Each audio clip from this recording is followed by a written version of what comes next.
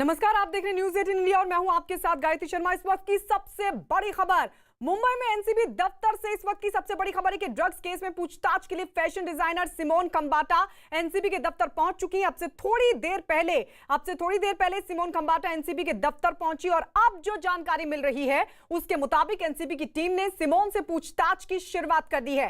Drugs case में Simone का नाम रियाज से पूछताछ में सामने आया था और उसके बाद से लगातार ये कयास लग रहे थे कि कभी भी सिमोन खंबाटा को भी सम्मन भेजा जा सकता है। और उसके बाद कल देर शाम ये खबर सामने आई थी कि सिमोन खंबाटा को सम्मन भेज दिया गया है और अब पहुंच चुकी हैं वो एनसीबी दफ्तर, जहां उनसे पूछताछ होगी। ड्रग्स का कनेक्शन कहां तक फैला है बॉलीवुड में, क्या ड्रग्स पेडलिंग में और तमाम जो लोग हैं क्या वो उनके बारे में जानकारी उनके पास है, क्या वो जानती हैं ऐसे भी लोगों को जो ड्रग्स पेडलिंग में, क्योंकि ये पूरा मसला जो है वो सुशांत की मौत मामले से शुरू हुआ, लेकिन अब एनसीबी न सिर्फ बॉलीवुड में ड्रग्स कनेक्शन एडिक्शन को लेकर पूरी तफ्तीश कर रही है, बल्कि पूरा जो फोकस है एनसीबी का वो ये है कि ये पूरा रैकेट कितना बड़ा है।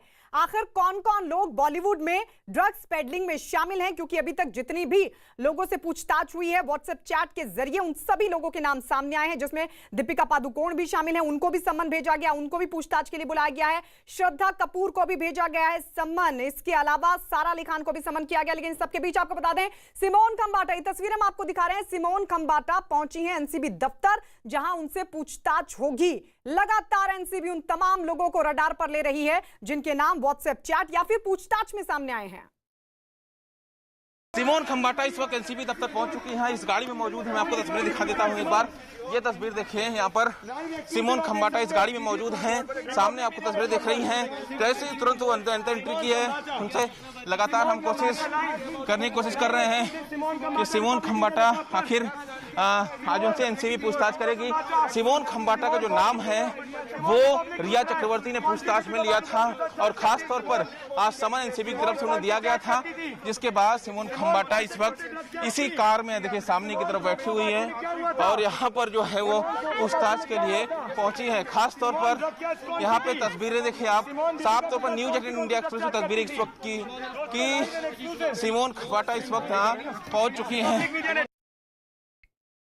तो तस्वीर हम आपको दिखा रहे हैं, सिमोन खंबाटा अब से थोड़ी देर पहले पहुंची है एनसीबी दफ्तर, जहां उनसे पूछताछ होगी। आपको बता दें, सिमोन खंबाटा का नाम भी सामने आया था, उनको कल सम्मन भेजा गया। रिया से जब पूछताछ हुई थी तो रिया ने सिमोन खंबाटा के नाम को लिया था, उनके नाम का जिक्र किया था और उसी के बाद अब उनको पूछताछ के लिए बुलाया गया। पूछताछ के लिए पहुंची है इस वक्त हमारे साथ हमारे 3 सहयोगी अलग अलग जगहों से जुड़ चुके हैं। आशीष सिंह हमारे साथ रकुलप्रीत के घर के बाहर से जुड़े हैं मुंबई से, तो वहीं दिवाकर सिंह भी हमारे साथ मुंबई से एनसीबी दफ्तर के बाहर से जुड़ चुके हैं। हमारे सहयोगी विवेक गुप्ता भी हैं जो गोवा एयरपोर्ट के बाहर मौजूद हैं। सबसे पहले दिवाकर, आपके पास आते हुए, अब सिमोन खंबाटा वहां पहुंची है, क्या और अपडेट आपके पास?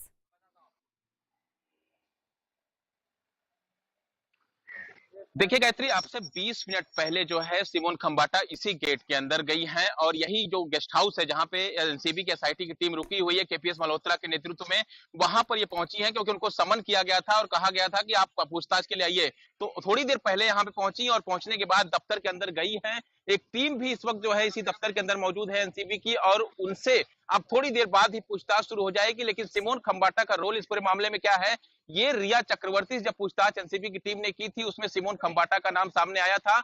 साथ में एनसीबी उनसे ये जानने बिल्कुल, तो सिमोन खंबाटा से पूछताछ होगी। रिया से जब पूछताछ हुई थी उसके बाद नाम सामने आया था। हमारे साथ हमारे सहयोगी आशीष भी रकुलप्रीत के घर के बाहर से मौजूद हैं। रकुलप्रीत को भी ये जानकारी मिली थी कि उनको भी सम्मन भेजा गया है, क्या जानकारी आपके पास आशीष? गायत्री, रकुलप्रीत को भी समन भेजा गया हुआ था, लेकिन अभी भी यहाँ पर उनके घर पे अगर देखा जाए तो कोई भी जो है मूवमेंट दिखाई नहीं पड़ेगी। जो जानकारी रकुलप्रीत के ऑफिशियल जो लोग हैं उनकी तरफ से बताई गई है कि उन्हें समन मिला ही नहीं है, न ही मुंबई में न ही हैदराबाद में, लिहाजा वो जो है अभी इंक्वायरी में शामिल नहीं होंगे। जबकि एनसीबी ने साफ कर दिया है कि समन भेजा गया है। निश्चित तौर पर किसी न परिवार के सदस्य ने या जो स्टाफ मौजूद रहता है बिल्डिंग में जहाँ पर वो रहती हैं, वहाँ वहां पर किसी न किसी ने समन जो है वो रिसीव किया है, तभी जो है उसे समन माना जाएगा। लिहाजा केवल एक्सक्यूज दे रही हैं रकुलप्रीत सिंह, क्या छिपाने की कोशिश कर रही हैं ये अभी तक पता नहीं, लेकिन कहीं ना कहीं समन भेजे जाने के बाद साफ तौर पे रकुलप्रीत का इस तरह से मुकर जाना संदेहास्पद बना हुआ है। एनसीबी की तरफ से जो जानकारी उभर कर सामने आई, उन्हें फिजिकली समन भी भेजा गया, इसके अलावा डिजिटल समन भी। आशीष, आप रहिए हमारे साथ रहिए। इस बीच एक बड़ी खबर बता दें, ड्रग्स केस में इस वक्त की बड़ी खबर यह कि एक्टर रकुलप्रीत बहाना बना रही और पूछताछ से बचने की कोशिश कर रही हैं। रकुलप्रीत के वकीलों के मुताबिक रकुलप्रीत का कोई सम्मन उनको नहीं मिला है, लेकिन एनसीबी सूत्रों का यह दावा है कि रकुलप्रीत को आज ही के लिए सम्मन भेजा गया है। एनसीबी के अधिकारी लगातार रकुलप्रीत से संपर्क करने की कोशिश कर रहे हैं, लेकिन रकुलप्रीत है कि कोई जवाब नहीं दे रही, ना तो फोन का जवाब उनकी तरफ से आ रहा है और ना ही मैसेज का, यानी सम्मन नहीं ले रहे हैं। और रकुलप्रीत की तरफ से लगातार बहाना बनाया जा रहा है। हालांकि जैसा कि हमारे जो सहयोगी आशीष सिंह बता रहे हैं कि वो ये कह रहे हैं कि उनको किसी तरह का कोई सम्मन एनसीबी की तरफ से नहीं भेजा गया, लेकिन जो सूत्र हैं, एनसीबी के सूत्र इस बात का दावा कर रहे हैं कि रकुलप्रीत को सम्मन भेजा गया है और आज ही उनको पूछताछ के लिए बुलाया गया है। आशीष हमारे सहयोगी हमारे साथ लगातार बने हुए हैं। आशीष, कोई जवाब नहीं देने, इस वक्त ये बड़ी खबर मिल रही है कि सम्मन तो भेजा गया है लेकिन कोई जवाब उनकी तरफ से नहीं आया इस पूरे मामले को लेकर। गायत्री, सबसे अहम बात यही है कि उन्हें डिजिटल भी समन भेजा गया हुआ था, इसके अलावा जो है फिजिकल समन भी भेजा गया हुआ था। समन तभी रिसीव किया जाता, समन तभी माना जाता है जब उसे रिसीव किया जाए, यानी कि रकुलप्रीत के किसी ऑफिशियल पर्सन ने या फिर जो बिल्डिंग के स्टाफ ने या फिर परिवार के सदस्य किसी ने समन जो है वो रिसीव किया हुआ है। ऐसे में जो है उनका ना आना और ये साफ तौर पर कहना कि उन्हें जो है समन मिला हुआ है नहीं है, ना ही मुंबई में नहीं हैदराबाद में, तो ये एक एक्सक्यूज ही है जो एनसीबी की तरफ से किया, उसे एनसीबी के मुताबिक जो है वो दिया जा रहा है कि रकुलप्रीत दे रही हैं इन्वेस्टिगेशन में शामिल ना होने के लिए, जिस तरह से रिया के मामले में, यानी वो बच रही है लेकिन छुपा क्या रही है, ये भी अपने आप में बड़ा सवाल है, क्योंकि अगर कुछ नहीं किया है तो जाकर पूछताछ का सामना करना चाहिए। दिवाकर, लेकिन इस सब का मतलब क्या निकाला जाए, और सबसे बड़ी बात है कि अब एनसीबी का क्या कदम होगा, क्योंकि आशीष बता रहे हैं कि सम्मन को रिसीव नहीं किया गया है, जवाब भी नहीं दे रही है रकुलप्रीत, ना तो मैसेज का ना ही फोन उठा रही है, तो अब एनसीबी का अगला कदम क्या होगा? देखिए, जाहिर तौर पर अगर जो एनसीबी ने समन किया है, वो समन अगर वो उसके बाद भी अगर वो एनसीबी दफ्तर नहीं पहुंचती है तो कहीं ना कहीं फिर एनसीबी उन्हें समन जारी करेगी और समन जारी करके दोबारा उन्हें बुलाएगी, क्योंकि जो समन होता है, जो एनसीबी रकुलप्रीत सिंह ये दावा कर रही समन अब तक रिसीव नहीं हुआ है, तो वो क्यों आए हैं इसके लिए। जाहिर तौर पर अब एनसीबी के अधिकारी इस पूरे मामले में संपर्क करेंगे, आखिर जो समन भेजा गया है वो किसने रिसीव किया, कौन है वो जहां पर समन दिया गया, ये एनसीबी के अधिकारी बता सकते हैं। लेकिन इस पूरे मामले की जांच में रकुलप्रीत को पूछताछ के लिए आना ही पड़ेगा यहाँ के हाउस में, क्योंकि साफ तौर पर उनका नाम रिया चक्रवर्ती ने लिया है। सिमोन खम्बाटा को, इन दोनों को आज बुलाया गया था, सिमोन खम्बाटा और रकुलप्रीत सिंह। सिमोन खम्बाटा पहुंच चुकी हैं, उनसे पूछताछ भी शुरू हो चुकी है, लेकिन रकुलप्रीत जिस तरह का ये दावा कर रही है कि उन्हें समन नहीं मिला है, ऐसे में एनसीबी के अधिकारी वो चेक करेंगे कि आखिर वो समन उन्होंने जो दिया था वो किस एड्रेस पर दिया था, किस शख्स ने उससे रिसीव किया था, उसके बाद चीजें क्लियर हो पाएंगी। क्या वाकई में रकुलप्रीत जो दावा कर रही है कि समन नहीं मिला है, क्या वो सही है, या फिर वो कहीं ना कहीं बहाना बनाने की कोशिश कर रही हैं, क्योंकि जिस तरह से दायरा जांचा पड़ता जा रहा है। ठीक है दिवाकर, आप रहिए हमारे साथ। इस वक्त हमारे साथ सुशांत के फार्म हाउस से उनके केयर टेकर रईस इस वक्त हमारे साथ जुड़ गए हैं। रईस, क्योंकि आप फार्म हाउस पर वहां पर तमाम चीजें देखते हैं, हमें जरा बताइए कि वहां पर किस तरीके की पार्टियां होती थी, क्योंकि पिछले दिनों फार्म हाउस पर एनसीबी की रेड डली थी, तमाम चीजें मिली थी, जिससे ये इंडिकेशन मिल रहा था कि यहां पर जो पार्टियां होती थी उसमें ड्रग्स लिया जाता था, और कई अभिनेत्रियां जिनका नाम भी लगातार हम चला रहे हैं, वो अभिनेत्रियां उन पार्टियों में शामिल भी होती थी। पार्टी तो होती थी, वो ज्यादातर आइलैंड पे होती थी, लेकिन किस चीज की होती थी वो मुझे कुछ जानकारी नहीं है। तो ज्यादातर वो लोग आइलैंड पे ही जाते थे। और जो चीजें आप बोल रही हो वो तो मैंने पहले से वो बंगले में पड़े हुए थे, तो शायद वो लोग यूज किए रहेंगे। और जो एक्ट्रेस जो आती है वो मतलब पहले जो 2018 से नवंबर के आसपास फरवरी 2019 तक सारा अली खान का तो आना जाना लगा हुआ था। और उनके बाद में कुछ छिछोरे की कुछ टीम आई थी, जो श्रद्धा कपूर और बाकी के जो एक्ट्रेस थे वो लोग आए थे। उस वक्त भी आइलैंड पे पार्टी हुई थी। और बाद में 2019 के बाद 2019 से तो लगातार रिया आने के बाद तो लगातार उनका पार्टी आइलैंड पे ही होता था, लेकिन क्या चीज लेते थे वो पता नहीं था। श्रद्धा कपूर आई थी, आप बता रहे हैं छिछोरे की, क्योंकि पूरी टीम छिछोरे फिल्म का हिस्सा थी। श्रद्धा कपूर, सारा अली खान का आपने जिक्र किया, कई कई बार वो पहुंची हैं वहां पर। इसके अलावा और कोई बड़ा नाम, कोई और बड़ी अभिनेत्री भी वहां पर पहुंचती थी? और पार्टी, फार्म हाउस पर जो पार्टी होती थी वो किस तरीके की होती थी? कभी आपको ऐसा लगा, क्योंकि चीजें तो वहां से मिली हैं, वहां से वो तमाम चीजें मिली हैं जिससे ये पता चलता है कि ड्रग्स पार्टियां होती थी। अभी देखिए मैडम, वो चीजें मिली थी जब मैं सितंबर 2018 से ज्वाइन हुआ था, तो शायद उसके पहले से किसी ने मतलब लाके रखा होगा, उसके बारे में मुझे कुछ जानकारी नहीं। और ये चीज जो मैंने कभी कोई यूज करते हुए देखा नहीं है, ऐसा कि कुछ वहाँ पे ये लोग ने यूज किया है क्या नहीं किया। और ज्यादातर मेरा जब सुशांत सर ये लोग आते थे, जब ये ज्यादातर बम्बई से जब वहाँ पे, तो ज्यादातर मैं मार्केट में रहता, मैं लोनावाला पावना मेरा 4-5 बार राउंड होता था। तो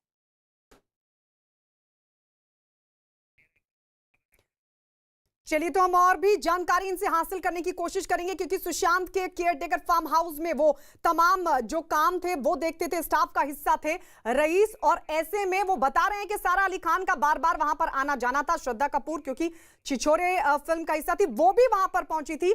दिवाकर हमारे साथ लगातार बने हुए एनसीबी दफ्तर के बाहर से। दिवाकर, ये बहुत बड़ी जानकारी। रईस जो कि सुशांत के केयरटेकर, वो भी बता रहे कि पार्टीज होती थी, आइलैंड पे ज्यादातर पार्टीज होती थी, और फार्म हाउस पे हमने देखा जब एनसीबी ने रेड की तो वहां से वो चीजें भी बरामद हुई, जिससे पता चलता है कि ड्रग्स पार्टियां होती थी।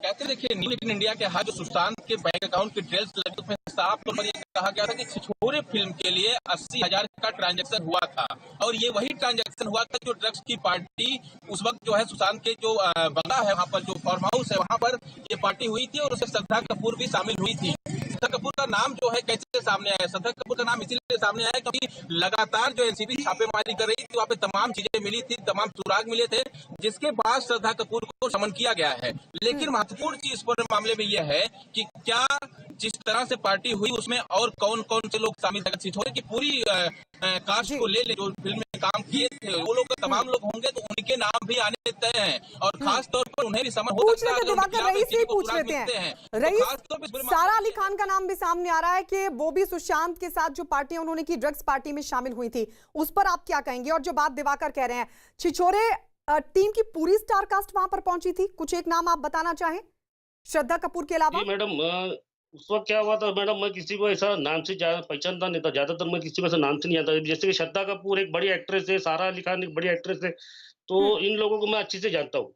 तो बाकी जो एक्ट्रेस थे वो जैसा अभी आप देख सकते हो कि जो फिल्मों में देखे और बाद में जो नॉर्मल जैसा सामने आने के बाद देखे तो पहचानने में नहीं आते वो। अच्छा। तो उस तरह से उनके कुछ नाम मुझे मैं बता नहीं सकता कि क्या नाम थे उनके, लेकिन इतना कह सकता हूँ कि जितने एक्ट्रेस थे बाद में मैंने छिछोरे के मूवी में देखा था। और ये जो आप बता रहे हो कि ये जो ट्रांजेक्शन हुआ है, ये हुआ है, तो मैं आपको ये क्लियर कर दूं कि उस वक्त कुछ हम लोग ने लोनावाला मार्केट से कुछ मार्केटिंग किया था दोपहर के वक्त, मैं और रजत जो। ठीक है रईस, आपके पास आ रहे हैं आपके पास। इस बीच एक बहुत बड़ी खबर मिल रही है, बड़ी खबर आ रही है। बॉलीवुड ड्रग्स कनेक्शन मामले में गिरफ्तार ड्रग्स डीलर केजे उर्फ करमजीत ने पूछताछ में किया बड़ा पर्दाफाश। केजे ने अपने पास करीब 150 छोटे बड़े बॉलीवुड और टीवी सेलिब्रिटीज की लिस्ट बनाकर रखी थी। वो इन सभी लोगों को जरूरत के हिसाब से ड्रग्स मुहैया करवाता था। इस बीच टीवी एक्टर अबिगेल पांडे ने सुशांत को लेकर कई अहम जानकारियां एनसीबी को दी हैं। अबिगेल और सनम जौहर से पूछताछ के आधार पर मुंबई में कई जगह एनसीबी की छापेमारी भी अभी भी जारी है। आपको बता दें, अबिगेल पांडे और केजे वही लोग हैं जिनसे कल एनसीबी लगातार पूछताछ कर रही थी, और अब यह जानकारी मिल रही है केजे यानी कि करमजीत की तरफ से एक बाकायदा लिस्ट बनाई गई थी। उन्होंने छोटे बड़े सेलिब्रिटी की एक लिस्ट बनाई हुई थी और इन तमाम सेलिब्रिटीज को वो ड्रग्स मुहैया करवाता था, ऐसा पूछताछ में उसने खुलासा किया। इन सभी लोगों को जरूरत के हिसाब से ड्रग्स मुहैया करवाता था। इस बीच टीवी एक्टर अबिगेल पांडे ने सुशांत को लेकर कई अहम जानकारियां एनसीबी को दी है। अबिगेल और सनम जौहर से पूछताछ के आधार पर मुंबई में कई जगह एनसीबी की छापेमारी अभी भी जारी है। लगातार एनसीबी रेड कर रही है, और जहां भी जो कुछ भी बरामद हो रहा है, क्योंकि आपको याद होगा कल गुजरात में, सूरत में भी बड़ी खेप ड्रग्स की बरामद की गई थी, गिरफ्तारियां भी हुई थी, और इस सबके बीच अबिगेल पांडे से भी पूछताछ हुई, तो वहीं सनम जौहर और साथ ही आपको बता दें केजे से पूछताछ में जो खुलासा हुआ है वो बेहद चौंकाने वाला खुलासा ये कि करमजीत ने ये जानकारी दी है कि बाकायदा उसने छोटे बड़े सेलिब्रिटीज की एक लिस्ट बनाकर रखी थी और जरूरत के हिसाब से वो ड्रग्स मुहैया करवाया करता था। आइए एक बार फिर से आपको दिखाते हैं वो पांच चेहरे जिन्हें फिल्म इंडस्ट्री की ड्रग्स मंडली करार दिया जा रहा है। दीपिका पादुकोण, श्रद्धा कपूर, सारा अली खान, रकुल प्रीत और सिमोन खंबाटा, ये वो चेहरे हैं जिन्हें ड्रग्स केस में एनसीबी की पूछताछ का सामना करना है। सिमोन खंबाटा पहुंच चुकी हैं एनसीबी दफ्तर, उनसे पूछताछ होगी।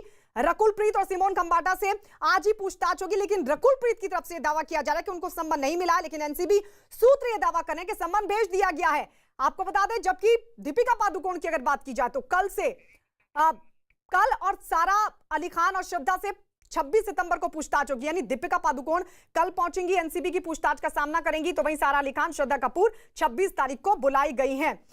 विवेक, आपसे जानना चाहेंगे, क्योंकि अब कल दीपिका पादुकोण को किसी ना किसी तरीके से एनसीबी के दफ्तर पहुंचना होगा, पूछताछ का सामना करना है, लेकिन अभी तक क्या वो गोवा में ही मौजूद है? कब तक मुंबई के लिए रवाना होगी? कोई जानकारी, कोई डिटेल?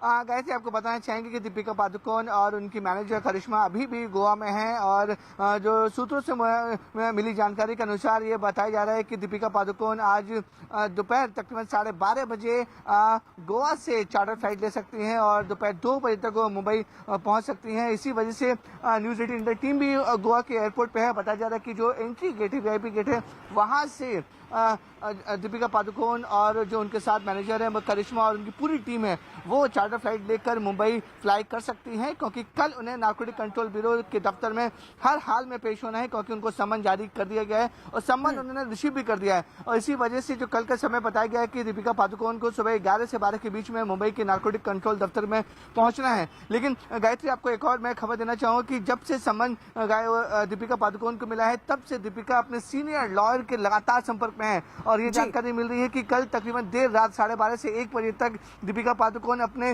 2 जो सीनियर लॉयर है मुंबई के और 1 सीनियर लॉयर गोवा के, उनसे बिल्कुल, तो लगातार लीगल एडवाइस ले रही है दीपिका पादुकोण। 11 से 12 के बीच में विवेक बता रहे कि एनसीबी दफ्तर पहुंचना होगा, पूछताछ का सामना करना है, लेकिन देखना होगा कब मुंबई के लिए दीपिका पादुकोण रवाना होती है। रईस हमारे साथ लगातार बने हुए, सुशांत के केयरटेकर।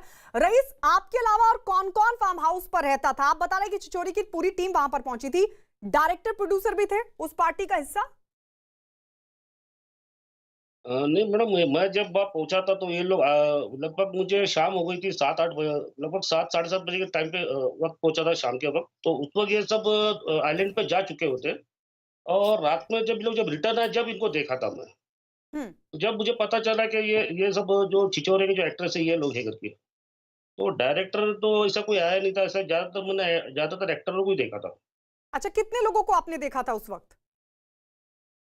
लगभग देखिए मैडम, उसमें जो जैसे आप अभी कह सकते हो कि जो जितने भी एक्टर जो बेवड़ा है और बाकी जो जैसा मतलब उसमें जो उन्होंने जो कैरेक्टर किया वो हिसाब से वो सब थे। मतलब पूरी टीम थी आप बता रहे हैं? हो सकता है उसमें डायरेक्टर प्रोड्यूसर भी हो। पूरी टीम थी। 2 गाड़ी आया था उनका। हाँ। और श्रद्धा कपूर अपनी गाड़ी में आई थी। लगभग वो 8 बजे के करीब वो 8 या 9 बजे तक वो जल्दी चली गई थी रिटर्न मुंबई के लिए, और बाकी लगभग 11 के आसपास ही निकल गए थे, मतलब 11-12 के आसपास।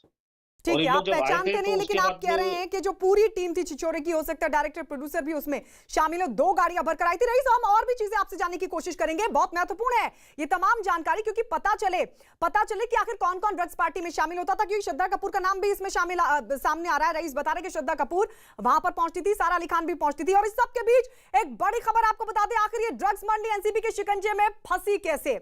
ये पूरी जो टीम आखिर शिकंजे में फंसी कैसे? ड्रग्स केस में कैसे एक एक कर इन सबका नाम सामने आता चला गया, ये आपको ग्राफिक्स के जरिए बताते हैं। इसकी शुरुआत रिया चक्रवर्ती से पूछताछ में हुई, जब उसने श्रद्धा कपूर, सारा अली खान, रकुल प्रीत और सिमोन खंबाटा का नाम लिया।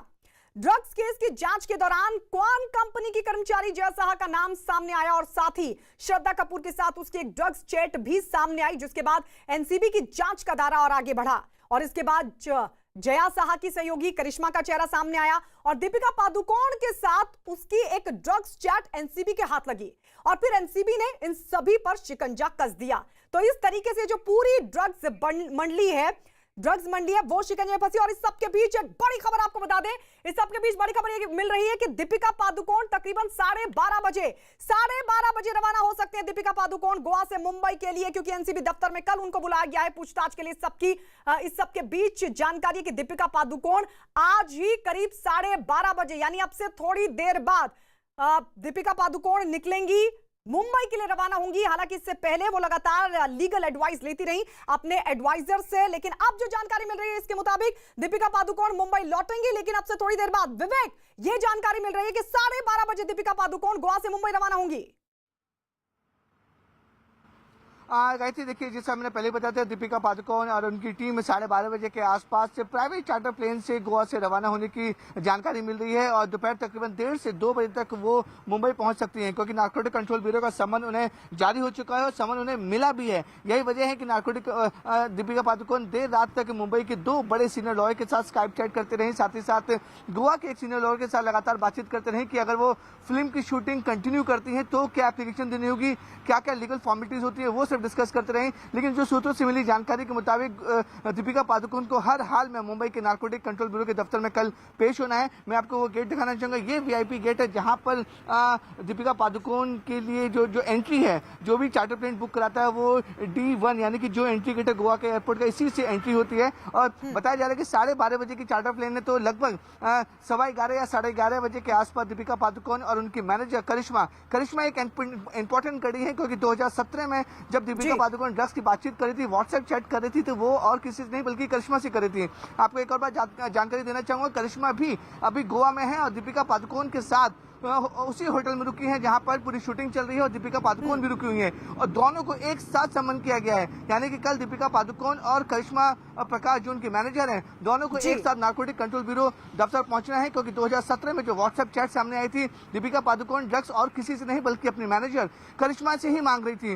और ये जो चैट है वो जैसा के साथ इन दोनों की सामने आई थी और उसके लिए ही इन दोनों से पूछताछ के लिए दोनों को एक साथ समन किया गया। विवेक आपके पास लौटेंगे, लेकिन इस सबके बीच ये भी बता दें कि ड्रग्स मामले में पूछताछ के लिए एनसीबी ने दीपिका, श्रद्धा कपूर और सारा अली खान को समन भेजा है। तो वहीं इस खबर के सामने आने के बाद अब कंगना रनौत का एक ट्वीट चर्चा में आ गया है। कंगना के इस ट्वीट को इन अभिनेत्रियों को भेजे गए एनसीबी के समन पर प्रतिक्रिया के तौर पर माना जा रहा है। हालांकि कंगना ने अपने ट्वीट में किसी का नाम नहीं लिया है, लेकिन ट्वीट करते हुए उन्होंने निशाना जरूर साधा और ट्वीट करते हुए उन्होंने क्या लिखा, आइए वो भी आपको बता देते हैं। कंगना रनौत ने अपने ट्विटर अकाउंट पर एक पोस्ट साझा करते हुए लिखा है, आखिरकार पहली बार फिल्म जगत के माफिया सोच रहे होंगे कि काश सुशांत को मारा ना गया होता और कंगना को मजबूर ना किया गया होता। पहली बार वो अपनी क्रूरता, दूसरों को दुख पहुंचाकर खुश होने वाली प्रवृत्ति और चुप्पी पर पछतावा कर रहे हैं।